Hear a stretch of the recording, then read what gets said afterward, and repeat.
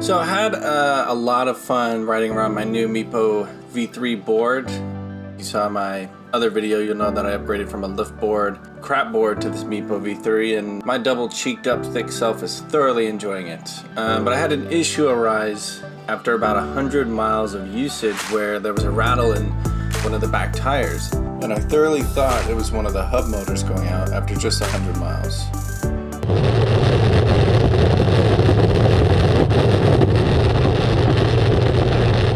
But after flipping the board over, I realized that was not the case. It was this heatsink here that you see wiggling.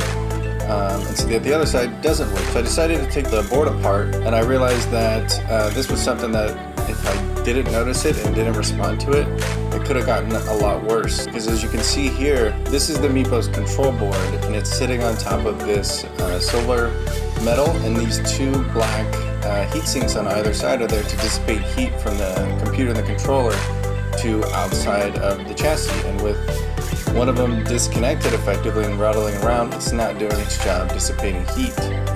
So I decided to try to fix it myself with basically no skills. So I figured out that the aluminum threads that the screws were going into were completely sheared.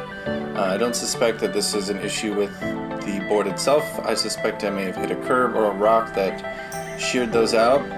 And so basically what I did, because I didn't have screws short enough, could I get them cut with a Dremel, I decided to just kind of re-tap the aluminum chassis of the heat sinks and drill in longer screws.